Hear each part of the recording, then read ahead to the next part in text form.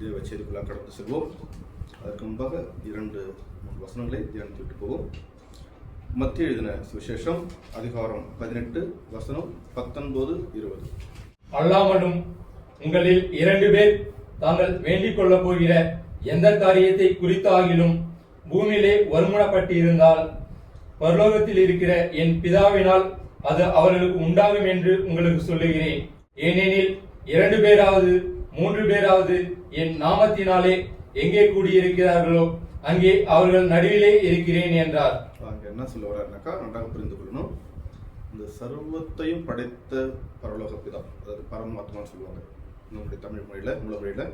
அப்படின்னும் போது என்ன சொன்னா, நம்ம பரலோகத்துக்கு இந்த பூமியில அநேக காரியங்கள் இருக்குது, அநேக விஷயங்கள், பொருளாதாரம், மொபைல், இன்னைக்கு இந்த சிஸ்டம் நிறைய எல்லாமே இந்த உலகம் என்ற மாயைக்குள்ள சிக்கிட்டு இருக்காங்க. இந்த சூழ்நிலையில ஒருத்தராவது 2 பேராவது என்ன நினைக்கும்படி நீங்க கூடி எதையாவது கேட்டால் அது உங்களுக்கு நான் கண்டிப்பா செய்வேன் அப்படின்னு சொல்லிக்காரு.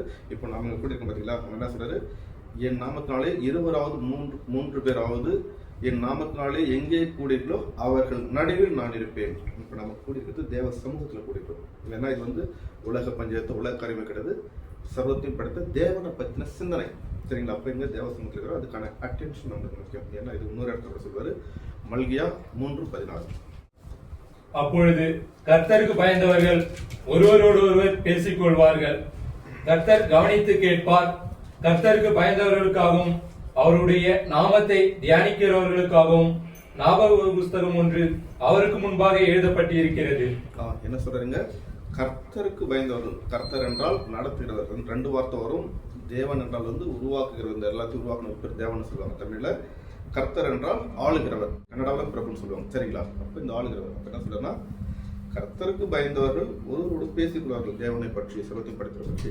அதை கர்த்தர் கூர்ந்து கவனிப்பார். அவர்களுக்கு தனி புஸ்தகம் வச்சிருக்காரு. ஏன்னா இந்த பூமியில எல்லாம் தேடுறாங்க கடவுளை, ஆனாலும் அவருடைய வாழ்க்கையில் நிம்மதி இல்லை. ஆனால் தேவனுக்காக நேரத்தை ஒதுக்கி அவர் என்ன சொல்ல வர்றாரு, அவர் என்ன நம்ம சிந்திக்கணும்னு சொல்றாருன்ட்டு அதை நாம் தேடுகின்ற பொழுது, யோசிக்கின்ற பொழுது அவருடைய ஆசீர்வாதம் வருகிறது. அந்த ஆசீர்வாதம் வருகிற பொழுது உலகத்தில் சமாதானத்தோடு நிறைவோடு நம்ம வாழ முடியும். சரிங்களா? இப்ப செய்திக்குள்ள கடந்து செல்வோம். கடந்த வாரம் நான் எதை பத்தி பேசணும்? மாமிசத்தை பத்தி பேசணும். அதாவது ஒரு மனுஷன் என்பவன் இந்த உடல் அல்ல, இந்த உடலுக்குள்ள இருக்கிற ஆத்மா என்று படிச்சுங்களா இல்லைங்களா? வரல, அதை பார்த்து வந்துடலாம். மத்தேயு 10:28 படிங்க. ஆத்துமாவை கொள்ள வல்லவர்களாயிராமல் சரீரத்தை மாத்திரம் கொள்ளுகிறவர்களுக்கு நீங்கள் பயப்பட வேண்டாம். இங்க என்ன சொன்னது? 2 விஷயங்கள். அதாவது ஆத்துமாவை கொள்ள வல்லவராமல் இந்த சரீரத்தை கொள்றவங்க, சரீரத்தை துன்பப்படுத்தக்கூடியவங்க, துக்கப்படுத்தக்கூடியவங்க, இவங்களுக்கு நீங்க பயப்படாதுங்க. இதையும் தாண்டி உங்களுக்குள்ள ஆத்மான்னு ஒண்ணு இருக்குது. ஏன்னா எல்லா மதங்களையும் 2 சொல்லும். மேல சொர்க்கம், நரகம் இருக்குது. நீங்க எந்த மதத்துல போய் கேட்டாலும் சொல்லுவாங்க, மேல எல்லாம் வைனசத்துல போய் வரப்பாங்க, இல்ல கடவுள்கிட்ட போலாம், ஏதோ ஒண்ணு. அப்படி என்பது ஒரு சத்தியமான உண்மை. என்ன என்றால், இந்த உலக வாழ்க்கைக்கு அப்புறம் இன்னொரு வாழ்க்கை இருக்கிறது என்பது மறுக்க முடியாத உண்மை எல்லாரை பொறுத்தவரையும். புரியுதுங்களா? அப்ப இந்த உடல் அழிந்து போயிடும். ஏன்னா அந்த மண்ணில் உருவாக்குறது உடம்பு மண்ணுல போயிடும். ஆனா அந்த புள்ளிக்கு பத்தி ஆத்மா, இந்த ஆத்மாவுக்கு அழிவு கிடையாது. இது மேல போய் ஆகணும், தேவனுடைய நியாயத்தில் இருக்கணும். ஏன்னா நீ கடவுள் நம்ம கும்பிடுகிறது உண்மை என்றால் கண்டிப்பாக இந்த உலகத்துக்கு அப்பாற்பட்ட ஒரு இடம் இருக்கிறது என்பது மறுக்க முடியாத உண்மை. ஏன்னா இருக்கிறதால தான் அவர் தான் நம்மளை பார்க்குறாரு. நம்முடைய தேவை சிந்திக்கிறதா நம்ம கோயிலுக்கு, குளங்கள், இந்த மாதிரி சபைகள், இந்த மாதிரி கூட்டங்கள்லாம் நம்ம வைக்கிறோம். அப்படின்னும் பொழுது நாம் புரிந்து கொள்ள வேண்டும், நான் இதெல்லாம் எனக்குள்ள இருக்கக்கூடிய ஆத்மா தான் நான். சரிங்களா? ஏன்னா நம்மளை பொறுத்தவரைக்கும் இந்த அப்பா, அம்மா, அண்ணன் பாசம். தேவனை பொறுத்தவரை நீ ஒரு ஆத்மா. இந்த ஆத்மா இந்த பூமியில நன்மை செய்தா தீமை செய்தா இதை மட்டும்தான் அவர் பார்ப்பார். அதை தாண்டி வேற எதையும் யோசிக்க மாட்டார். ஐயோ இவருடைய பிள்ளையா, அந்த கதைலாம் தேவன் மொழி கிடையாது. அதற்கான சாட்சி பார்ப்போம். எசேக்கியேல் 18:4. இதோ எல்லா ஆத்துமாக்களும் என்னுடையவைகள். தகப்பனின் ஆத்மா எப்படியோ அப்படியே மகனின் ஆத்மாவும் என்னுடையது. பாவம் செய்கிற ஆத்மாவே சாகும். அப்ப என்ன சொல்றாரு? அப்பாவுடைய ஆத்மா எப்படியோ அப்படிதான் பிள்ளையுடைய ஆத்மாவும் எனக்கு.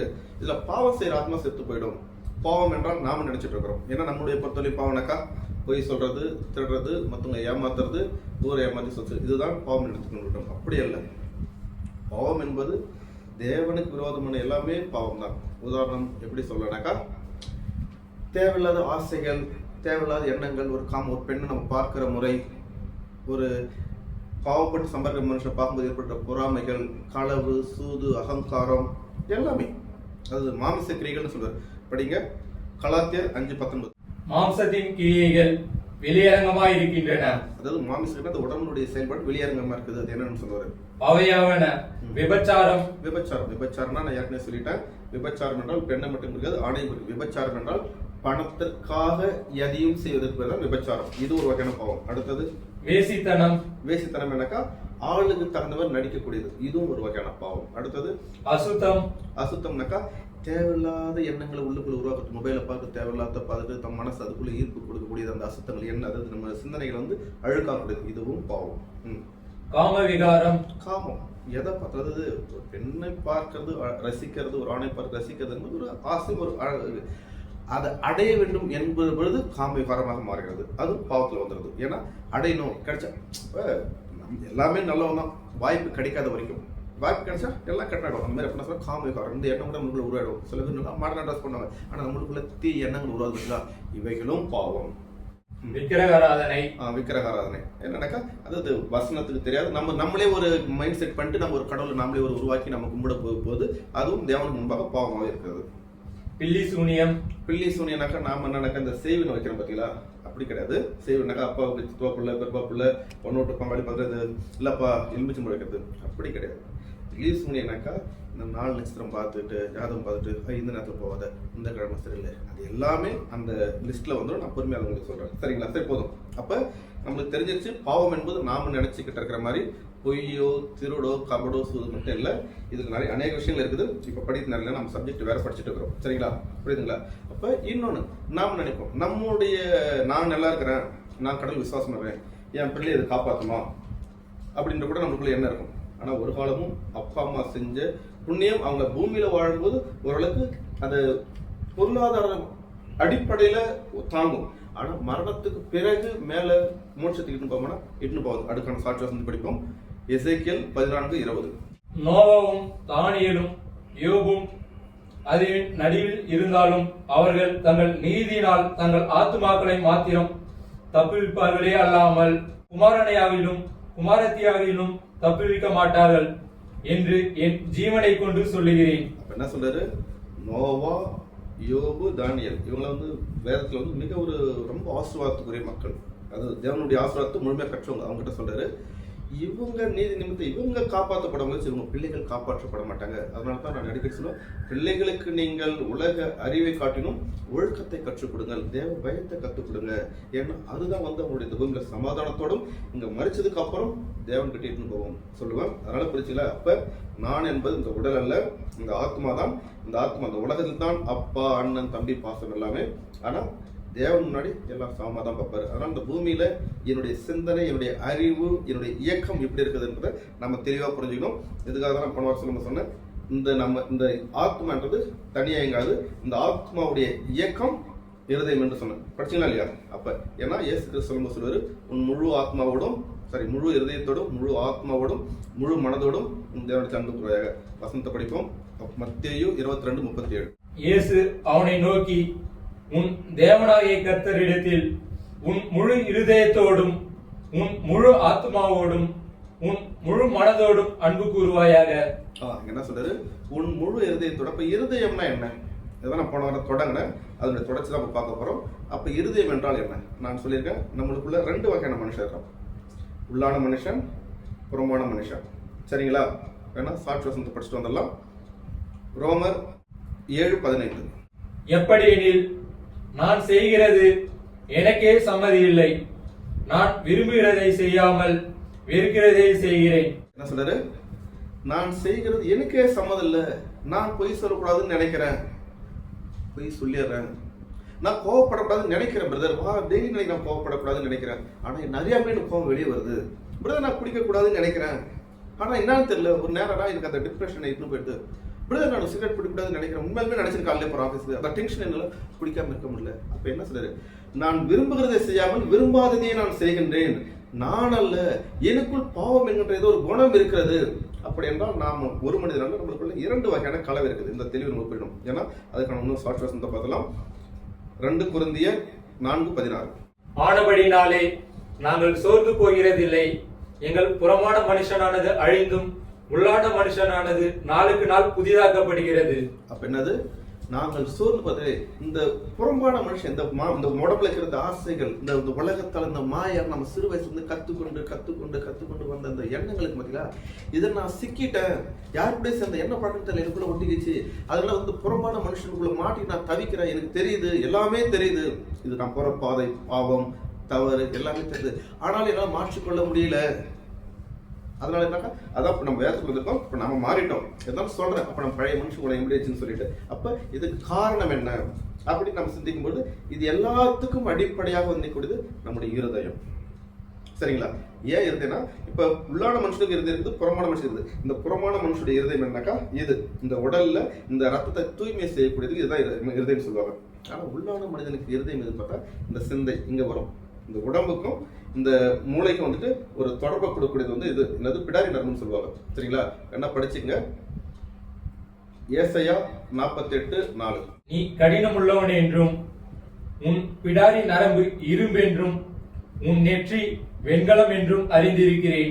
நீங்க வேணா அப்புறமேட்டா அந்த பிடாரினா உங்களுக்கு தெரியாது, தமிழ் படிச்சவங்களுக்கு தெரியும். பிடாரி நரம்புனாக்கா வந்து இந்த உடலுக்கும், அதாவது இந்த 5 புலன்களால் நம்ம பார்க்கக்கூடியது, கேட்கக்கூடியது, உணரக்கூடியது, இதனுடைய இயக்கங்களை எல்லாம் இந்த சிந்தனைகளை எடுத்துன்னு போயிட்டு யோசித்து நம்மளுக்குள்ள ஸ்டோரேஜ் பண்ணது தான் பிடாரி நரம்பு. ஏன்னா கூகுள் வேணா கூட போட்டு பாத்துங்க, இப்போ வேணா டைம் நம்மளுக்கு பிடாரி நரம்பு பண்ண தெரியும். ஏன்னா இந்த எலும்புல இருந்து வருது, இது வந்துட்டு இந்த நெத்திக்கிட்ட இங்க நிற்கும், இங்கேயும் இதையும் சேர்த்தா நடுமயத்தில் வராது. சரிங்களா? அதான் சொல்லுவாங்க.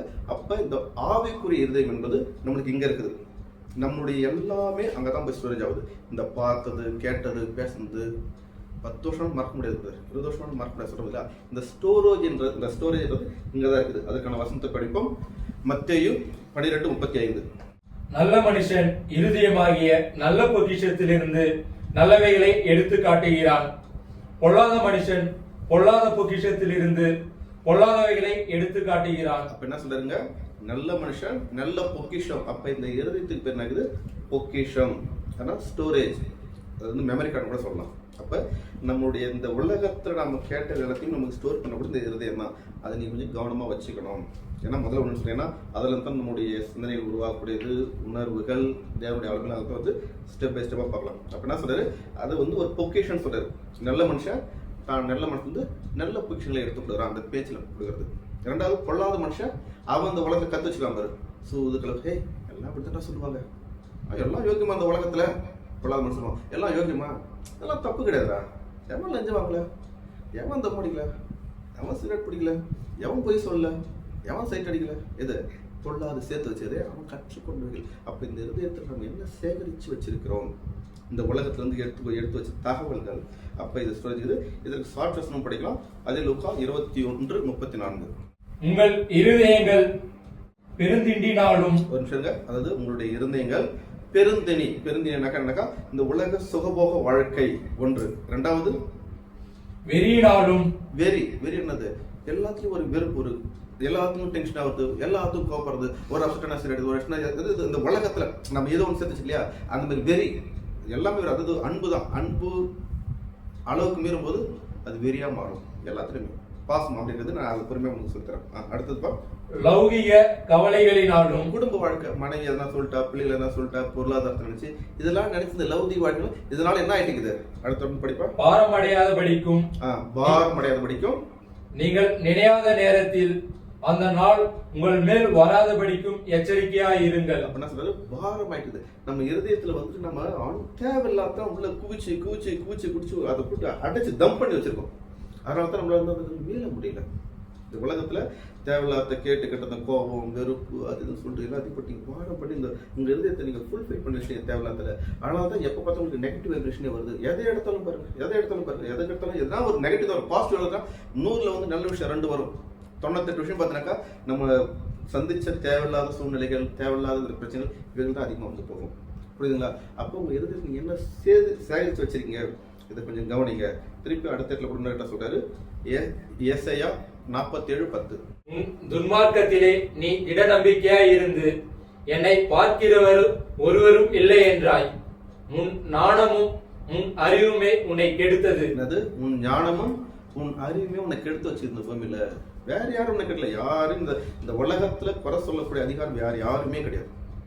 நம்மளதான் என்னுடைய அறிவு தான் எல்லாத்தையும் எனக்கு நானே சமாதானம் சொல்லிக்கிறது. எல்லாம் ஓகே, இதெல்லாம் பார்த்தா எதுக்கு எல்லாம் எனக்கு எல்லாமே தெரியும். இருந்தாலும் என் அறிவு ஞானம் கெடுத்து வச்சுக்குது. இது பாவம்னு தெரியும், இது தப்புன்னு தெரியும். ஏன்? நம்ம இந்த உலகத்தை தான் கற்றுக்கொண்டது. ஏன்னா இப்ப இதெல்லாம் எப்படி நம்மளுக்குள்ள உருவாச்சுன்னா, நம்ம புதுசா போயிட்டு யூனிவர்சிட்டி ஃபர்ஸ்ட் வரல, சிறு வயது முதல் பழக்கப்பட்டது. அது பன்னெண்டு அப்படி எப்படிங்க? நீ உன் சிறுவயது முதல் பிரயாசப்பட்டு பழகி வருகிற உன் ஸ்தம்பன வித்தைகளையும் உன் திரளான சூனியங்களையும் நீ அனுசரித்து நில். அவைகளால் உனக்கு பிரயோஜனம் உண்டோ? பிரயோஜனம் என்ன சொல்றாரு? உன் சிறு வயது முதல் நீ கேட்டு கற்று வந்து எல்லாத்தையும் பச்சினிக்கிறியே, இதனால உனக்கு என்ன பயன்? நீ எத்தனை நாள் சந்தோஷமா? அந்த வாரத்துல 7 நாள், ஒரு நாள், ஒரு நாள், ஒரு அரை நாள் நான் நிம்மதியா சமாதானமா வந்து சொல்ல முடியுமா? காலைல 8 ஹவர் யாருக்காக உழைக்கிற, அப்புறம் வீட்டுக்கு வரும், மனைவி கூட டென்ஷன். அதிகபட்சம் நீ எவ்வளவு நேரம் நீ உனக்காக வாங்க டைம் சொல்லி பார்க்கலாம். நைட்டு தூங்குற, சூரியன் இல்லாம இருக்கிற, காலைல வேலைக்கு போற, இன்னொரு 2 வேலை செய்யற, இது நல்ல பொழுதுபோக்கு இது பண்ற. உனக்கான நேரம் இது. நீ உனக்காக எப்போ வாழ்ந்துக்கிற? தனிமையில உட்காந்து ஒரு 10 நிமிஷம் கண்ண முடி. இது எனக்கான நேரம் எப்போ டைம் இருக்க? அதாவது எப்படி சொல்லணும்னாக்கா, இந்த இச்சைகள்னு சொல்லும் பார்த்தியா, இந்த பார்க்க போறதோ, ஃப்ரெண்ட்ஸ் கூட டைம் பாஸ் பண்ணதோ, யூடியூப்ல மொபைல்ல கேம் ஆடுறதோ, இது கூட சொல்ற பிறகு இது எனக்கான நேரம் கிடையாது, இது பொழுதுபோக்குன்னு சொல்லுவாங்க. என்னது? டைம் பாஸ், பொழுது போக்குறது எல்லாமே. ஆனா பொழுது எப்படி எனக்காக செலவழிக்கின்றேன்? எனக்காக செலவழிக்கிறது நான் உட்காந்து மனசை பாரு, நான் எப்படி வாழ்ந்துக்கிறது பூமியில. ஓரறிவு, ஈரறிவு, 3 அறிவு, 4 அறிவு, 5 அறிவு, எல்லா உயிரிலும் அழகா சந்தோஷமா வாழுது. கடவுள் படைப்பு எல்லாமே இருக்குது. 6 அறிவு படிச்ச மனுஷன் சகலத்தை பகுத்தாரையக்கூடிய அறிவு கொடுத்துள்ளது, எனக்கு கொடுத்துக்க தேவை. ஆனா என்னால எப்ப யோசனை பண்ணியா? தியானிங்க, உங்களுக்குள்ள இயங்குங்க. சின்ன நீங்க கத்துட்டு வந்தீங்க, ஒன்றும் பண்ண முடியாது. ஏன்னா நம்ம அறிவு நம்ம பள்ளிக்கூடத்தில் கற்றுக்கிறது, நம்முடைய சூழ்நிலைகள்ல, நம்ம ஃப்ரெண்ட்ஸ் சர்க்கிள்ல, நம்ம குடும்பத்தை கற்றுக்கிறது இதுதான். ஆனா இதை கொண்டே நீ கடைசி வரைக்கும் வாழ்ந்துடாது, இது உனக்கு நிம்மதியை கொடுக்காது. உட்காந்து தியானம் ஒரு 10 நிமிஷம் உட்காரு. வாரத்துல ஒரு நாளைக்கு ஒரு 5 நிமிஷம் உட்காரு. மொபைல்ல நீ ஒரு 2 ஹவர்ஸ் செலவு பண்றியா, உனக்காக ஒரு 10 நிமிஷம் உட்காந்து எப்ப யோசனை பண்ணிருக்கிறியா? சிந்திங்க. அப்ப சிந்தனைக்கு அப்ப இருதயத்துல நான் என்னத்தை சேகரிச்சு வச்சிருக்கிறேன், இதெல்லாம் யோசனை பண்ணுங்க. இதெல்லாம் எனக்கு தேவையா? அப்ப கோபம் எனக்கு அடிக்கடி வருதுன்னா, இந்த கோபம் எனக்கு ராவி நான் எனக்குள்ள வச்சுருக்கிறேன் அதிகமா. எதுக்கு எடுத்தாலும் நான் பதில் சொல்றேன்னாக்கா, இந்த பதில்ன்றது நிறைய எல்லாத்துக்கும், அதாவது எனக்கு தெரிஞ்ச மாதிரி காட்டிக்கணும். மத்த முடியாது, யாரும் முட்டாள் இடப்படக்கூடாது. எனக்குள்ளேயே நான் சில செட் மட்டும் தானே, உன்னுடைய ஞானமும் உன்னுடைய அறிவுமே உனக்கு எடுத்தது. நான் இப்படித்தான் நடக்கணும். என்னையாவும் சொல்றேன், சீன் சொல்லக்கூடாது. என்னை கூட வசனம் படிச்சோம். என்ன வசனம் படிச்சோம்? நல்ல நிலம் படிச்சுங்களா இல்லையா? என்ன படிச்சோம்? 4 வகை நிலம் சொன்னார். அதில் என்னென்ன வகை நிலம்? 1 ரோட்டு அருகே, 2 ரோட்டு அருகே, 2 கல்லு, 3 முள்புதரு, நல்ல நிலம். முதல்ல வழி அருகே, 2வது பாறை, 3வது முள்ளு, 4வது நல்ல நிலம். அப்ப அந்த பூமியில் என்ன சொல்ல வந்தாரு? இன்னைக்கு பூமி நிறைய பேர் புரிஞ்சான்னு தெரியல. அப்ப அந்த பூமியில் என்ன சொல்ல வந்தாரு இன்னைக்கு? இந்த பைபிள் வசனத்தை ஒரு விதைக்கு, அதாவது உயிருள்ள விதைக்கு சம்மந்தப்பட்ட விளையணும். ஆனா இதுனா பாதை. அப்ப பாதைனா அது என்ன புரியுது? ஏன்னா இது இப்ப இந்த சப்ஜெக்ட் அதை படிச்சா உங்களுக்கு புரியும் நினைக்கிறேன். அப்ப பாதைனா என்ன சொல்றாரு? பாதைனாக்கா எல்லாத்தையும் ஒரு அனாவசியமா எடுத்துருது. விடுப்பா, அப்படிதான் இருப்பா.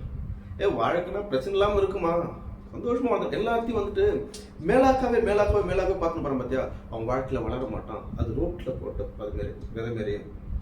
பாறைனாக்கா அடியில பாறை இருக்கும், அது தோண்டணும், நிலத்தை போய் பார்க்கணும், அதை பண்படுத்தணும், அப்புறம் தான் விதை போடணும்.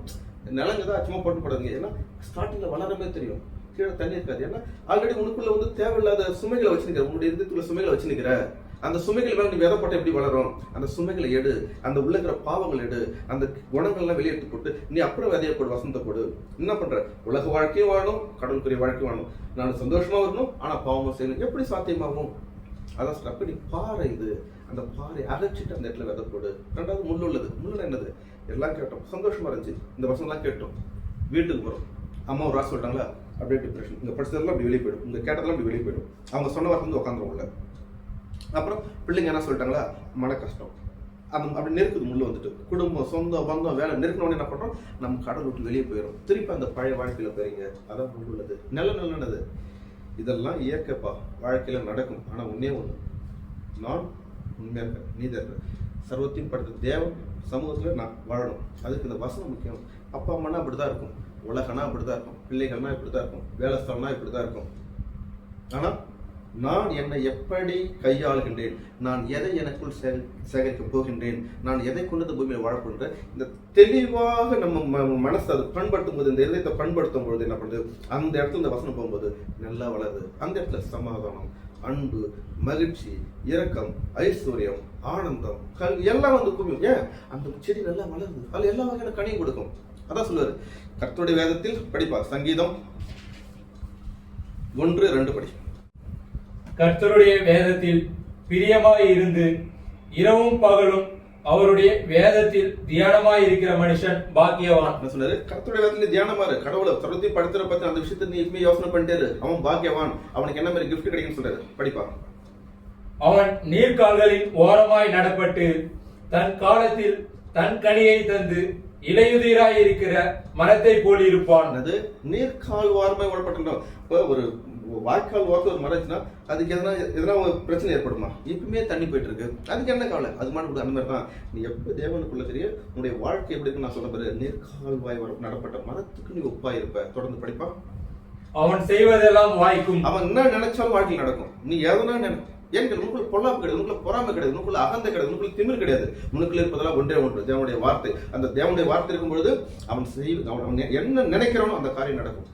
பிள்ளைகளை பத்தி நினைக்கிறியா நடக்கும், மனையை பத்தி நினைக்கிறியா நடக்கும், வேலை ஸ்தலத்தில் போய் என்ன கேட்க நடக்கும். ஏன் நீ வந்து இந்த உலகத்தை கற்றுக்கொண்டதை அறிந்து கொண்டதை வைத்து நீ வாழல, நீ தேவனுடைய வார்த்தையை கொண்டு இந்த பூமியில வாழ்ற. அப்படி நம்ம சர்வப்படுத்துரு. அந்த உலகத்துல மாயில சிக்கிட்டு இருக்கான். இந்த உலகத்துல என்ன ஒருத்தன் தேடி என்னுடைய வார்த்தை கை கொண்டு வாழ்றான் பாத்தியா, அவனுக்கு நான் எல்லாத்தையும் கொடுப்பேன்.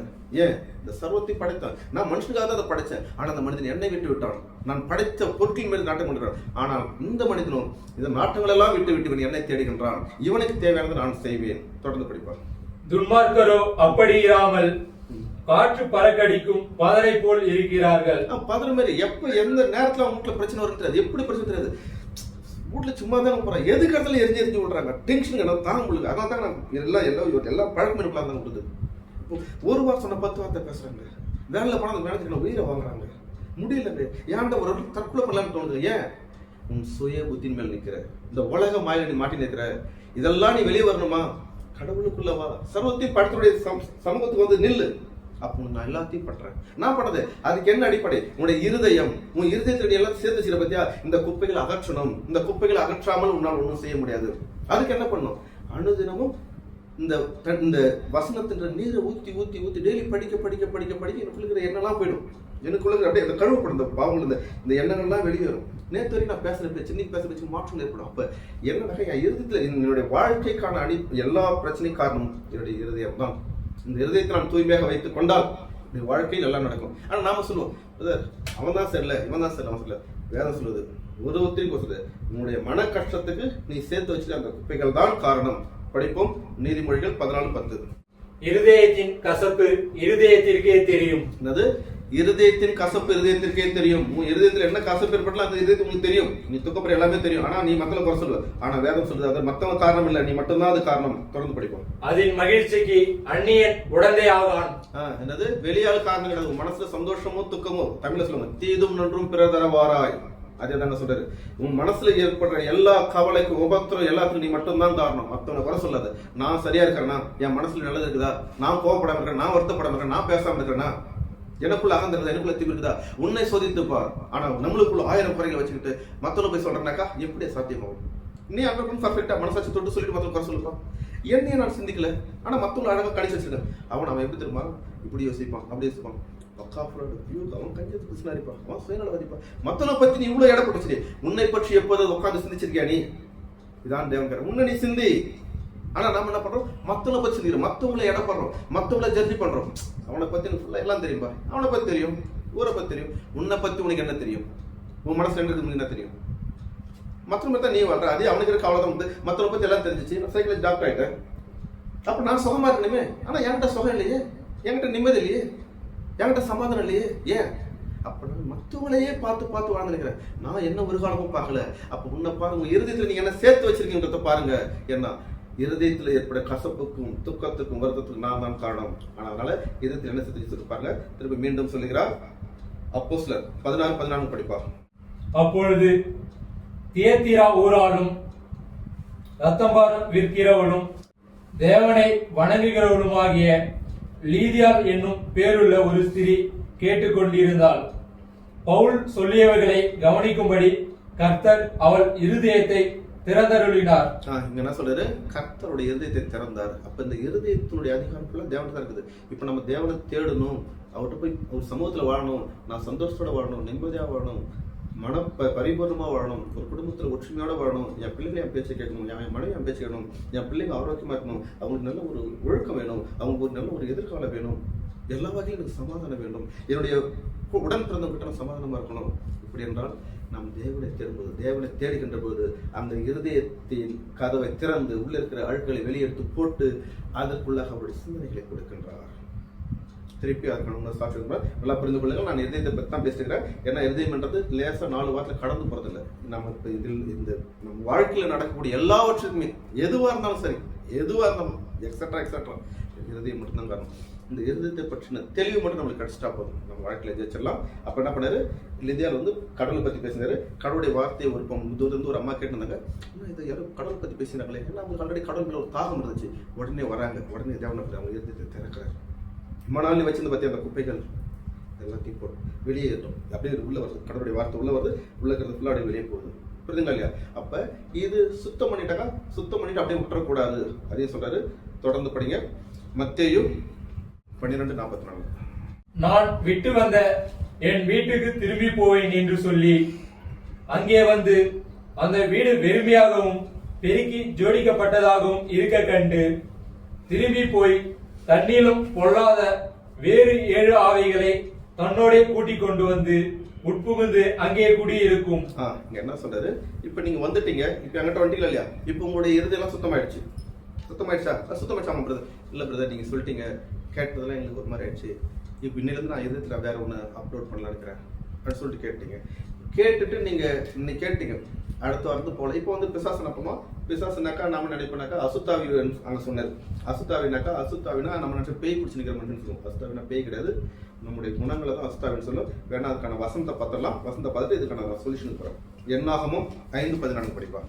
எரிச்சலின் ஆவி அவன் மேல் வந்து, அதாவது எரிச்சல் என்றது ஒரு ஆவி, நம்ம குணம் நினைப்போம், அது கிடையாது. இந்த ஆவிகள்லாம் வெளியே நம்மளுக்குள்ள இந்த சின்ன சின்ன விஷயத்துலாம் போவாது, சின்ன சின்ன விஷயத்துலாம் மன கஷ்டப்படுது, சின்ன சின்ன விஷயத்துலாம் துக்கம் அடையாது. இந்த எரிச்சல் ஒரு வகையான ஆவி, இந்த ஆவி நம்ம விட்டு வெளியேறணும். நம்ம அசுத்தாவினோடனே பேய் பிடிச்சிருப்பான், அப்படி ரோட்ல குடுக்குன்னு ஓடுவான், அம்மனமா இருப்பான், ட்ரெஸ் எக்கேஷன் இருப்பான், இல்லைன்னா குப்போட்டில் பண்ணப்பான், அவன் அசுத்தாவி. அப்படி கிடையாது. நம்மளுக்குள்ள இருக்கிற குணங்கள் தான் அசுத்தாவிகள். அதுக்கான சாட்சியம் என்னது? எரிச்சல் உள்ள ஆவி. அடுத்து போகலாம். பொய்யன்றது ஒரு வகை தான். நியாயாதிபதிகள் 9:23. அபிமெலேக்கும் சீகேமின் பெரிய மனுஷருக்கும் நடுவே பொல்லாப்பு உண்டாக்கும் ஆவியை தேவன் வரப்பண்ணினார். பொல்லாப்பு உண்டாகும். பொல்லாப்புனா இந்த நோய்கள், வாதைகள், இதெல்லாம் இது ஒரு வகையான ஆவிதான். நம்ம நினைப்பு இது வந்து ஒரு பலவீனம் சொல்லிட்டு, அது மாமிசத்துக்கு பலவீனம். ஆனா உனக்கு ஆவி ஸ்ட்ராங்கா இருந்துச்சுனாக்கா, நம்மளுக்கு இருக்கிற ஆவி, அந்த தேவனை பற்றின அறிவு இருக்கும்போது நம்மளுக்கு தேவனுடைய ஆவி நமக்குள்ள இயங்கும். அந்த ஆவி இயங்கும் போது நம்மளுக்கு மேக்ஸிமம் எந்த நோயும் வராது. புரியுதுல? அது விட்டமின் குறைவால மாமிச வரும், ஆனா ஆவி ஸ்ட்ராங்கா தான் எதுவும் வராது. பொல்லாப்பு ஒரு ஆவி தான். பொய்ன்றது ஒரு ஆவி தான். 1 ராஜாக்கள் 22:23 படிப்பாங்க. அதனால் கர்த்தர் பொய்யின் ஆவியை, என்னது பொய்யின் ஆவி? அப்ப பொய் சொல்றதுல நம்ம நினைக்கா ஆவினாக்கா, நான் என்ன சொன்னேன், ஆவினா வச்சுட்டா நம்ம வெளில இருக்குது நினைச்சுக்கிறோம். ஒரு அது வந்து வெளில பிடிச்சிக்க மனுஷனை அப்படியே ஆட்டம் அப்படி கிடையாது. பொல்லாப்பு, பொறாமை, காமைக்காரம், சூது, இதெல்லாம் ஒரு வகையான ஆவிகள். இதெல்லாம் வந்து மனசு இருதயத்துக்கு கட்டி வச்சுக்கிறது. ஆனா இந்த இருதயம் என்றது அதற்கானதில்ல. இந்த இருதயத்துல தான் தேவன் வந்து இயங்குவார். தேவனுடைய செயல்பாட்டில் இருந்தே இருக்கணும். ஏன்னா இந்த அது இயங்குனாக்கா இந்த இருதயம் வந்து உணர்வடையணும். ஒரு விஷயத்தை கேட்டோமா, கரெக்டு, நம்ம மாற்றிக்கணும், திருத்திக்கணும் என்ற உணர்வு வர வேண்டும். புரிச்சுங்களா? இப்போ நம்ம என்ன படித்தோம், அங்கே என்ன சொன்னிச்சு, அசுத்தாவிகள் வெளியே போயிட்டு என்ன பண்ணோம், அந்த இடம் பெரிய சுத்தம் பண்ணிட்டு இருக்குது. இப்போ நீங்கள் வந்துட்டீங்க, இந்த கிளாஸ் அட்டன் பண்ணிட்டீங்க, இப்போ உங்கள் இருதயம் வந்து தூய்மை எடுப்பார். ஆனால் நீங்கள் வெளியில் போயிட்டு இந்த சொன்ன விஷயங்களை தியானிக்கலை, கேட்கல, அப்படியே சரி கேட்டோம் போயிட்டு நீங்கள் நினச்சிட்டீங்கன்னாக்கா என்ன ஆகுதுனாக்கா, அடுத்தது உங்களுக்குள்ள இந்த அது வந்து திருப்பி வந்து பார்க்கும். நேற்று கேட்டான் சுத்தமாயிட்டான், இது வந்து திருப்பி இந்த விஷயங்களை தியானிக்கலனாக்கா தன்னை காட்டினும் படிப்பா. அந்த வருஷம் திருப்பி 45 படி. திரும்பி போய் தண்ணீரும் பொல்லாத வேறு 7 ஆவிகளை தன்னோட கூட்டிக் கொண்டு வந்து, தன்னாத பொல்லாத ஏன்னாக்கா, இப்ப இன்னைக்கு இருந்துச்சு பாருங்க கோவம், இதை விட நாளைக்கு 4 மடங்கு கோவம் ஜாஸ்தி வரும். மனைவி இன்னைக்கு பேசுன பேச்சோட 10 மடங்கு பேசுவோம். கணவன் இன்னைக்கு கோவப்படுறது 4 மடங்கு கோவப்படும். அப்ப எல்லாமே டபுள் ஆகும் நம்ம வாழ்க்கையில. அதனால என்னன்னாக்கா, கிறிஸ்துக்குள்ள வரீங்களா, மனசு எப்படி பக்குவப்பட்ட சொல்றாரு, அவர் கைக்குள்ளே இருக்க இந்த சமாதானம் ஒரு நாள் நம்ம வீட்டுக்குள்ள வந்து அந்த பாவங்களை, இந்த அழுக்குகளை, இந்த கண்ணீரை, கவலை, உபத்திரங்களை எல்லாம் தொடச்சிக்கிட்டே இருக்கும். ஏன்னா தேவனை மனிதன் வந்து சந்தோஷத்தோட சமாதானத்தோட வாழ்ந்தா படைச்சாரு. இன்னும் குறிப்பா சொல்லப்போனா அவருடைய சாயல படைச்சாரு. நம்ம ஏற்கனவே படிச்சிருக்கோம். ஏன்னா சபருக்காக ஒரு படிச்சுக்கலாம். ஆதியாகமம் 1:26. பின்பு தேவன் நமது சாயலாகவும் நமது ரூபத்தின்படியேயும் மனுஷனை உண்டாக்குவோமாக.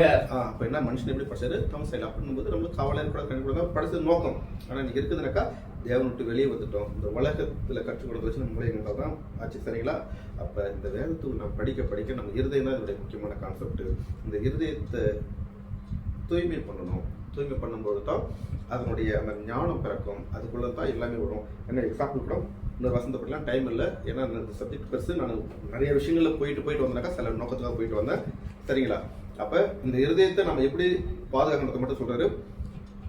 நீதிமொழிகள் 4:23. எல்லா காவலோடும் உன் இருதயத்தை காத்துக்கொள், அதினிடத்தினின்று ஜீவ ஊற்று புறப்படும். அப்படின்னது எல்லா காவலோடும் இருதயத்தை காத்துக்க, அதுல தான் ஜீவன் வெளிப்படும். ஆனா நம்ம ஏன் சொல்றோம்னாக்க காத்துக்கன்றாரு. எல்லா காவலோடும் இருதயத்தை காத்துக்க சொல்றாரு. நம்ம ஏற்கனவே படிச்சோம் இல்லையா? உங்களுடைய இந்த லௌதிக வாழ்க்கையாலும் பெருந்தினாலும் உங்களை இருதயம் வந்து பாரமா இருக்குது. அப்ப இருதயத்துக்கு பாரத்தை கொடுக்கவே கூடாது. நம்ம இருதயம் வந்து ரொம்ப லேசானது. அது தேவன் வந்து நம்மளுக்குள்ள வந்து வாழக்கூடிய இடம். அதன் மூலியமா தான் நம்முடைய வாழ்க்கையை பிரகாசிக்க பண்ணுவார். அந்த இடம் பாரம் இல்லாம இருக்கணும். அது வந்து எந்த ஒரு உலக எண்ண ஓட்டங்கள் எதுவும் அதுக்குள்ள இருக்கக்கூடாது. அதுதான். ஆனா நாம என்னைக்கு ஏன்னா நம்முடைய வாழ்க்கை பிரகாசம் இல்லை, ஜீவன் இல்லைக்கா, நம்ம இருதயத்தை நம்ம வந்து ஒரு பாறாங்கலத்துக்கு ஒரு என்ன சொல்றது, ஒரு வளர செடிக்கு இருக்கும் நல்ல ஒரு விதை போட்டு அந்த இடத்துல பாறாங்களை வச்சேன்னா அந்த முட்டி பார்த்து செத்து போயிடும். அப்படிதான். அப்ப என்ன சொல்றேன்னா உங்க இருதயத்தை பாதுகாத்துக்குங்க. புரியுதுங்களா இல்லையா? இப்போ இந்த வாரத்தில் இதோட முடிப்போம். தொடர்ந்து வாரம் நான் அடுத்த வாரம் உங்களுக்கு சொல்லித்தரேன். அப்போ நான் இந்த வாரம் சொன்னது இருதயம் நம்முடைய இந்த ஆத்மாவுடைய ஸ்டோரேஜை தான். அதுக்குள்ளதான் தான் நம்மளுக்கு வாழ்க்கை உருவாகும். ஆனால் நம்ம இந்த உலகத்தில் கற்றுக்கிட்ட விஷயங்களை வச்சு அந்த இருதயத்தை நம்ம வந்து அடைச்சி வச்சிருக்கோம், அமைக்க வச்சிருக்கிறோம். அந்த இருதயம் எப்போ லகுவாகிற பொழுதுதான் அதில் வந்து தேவனுடைய இயக்கம் இயங்க ஆரம்பிக்கும். தேவன் நம்முடைய வாழ்க்கையில் இயங்க ஆரம்பிச்சிட்டாருனாக்கா நம்முடைய வாழ்க்கையில் இருக்கக்கூடிய துன்பம், உபத்திரவம், கவலை, கண்ணீர் எல்லாம் மாறும். அப்ப அந்த இருதயத்தை மாற்றக்கூடிய, துடைக்கக்கூடிய, பலப்படுத்தக்கூடிய அதிகாரம் ஒருவருக்கே உண்டு. அவர் யாரென்றால் சர்வத்தையும் படைத்த சர்வ வல்லவர். ஏன்னா இதயத்தை மனுஷனுக்குள்ள படிச்சதான். ஏன்னா அவர் நினைச்சா இருதயத்தை மாற்றுவார், சிந்தனை மாற்றுவார். அவர் படிச்சார். அவர் தான் இதோட மேனுஃபேக்சர் அவர் தான் பண்ணது. சரிங்களா? அப்ப இந்த இதயத்தை பசுமா வச்சுக்கணும். அதுக்காக நாம் ஆழ்தினமும் வசந்த படிக்கணும். ஒரு நிமிடம் உங்களுடைய பொறுமையான கவனத்திற்கு நன்றி.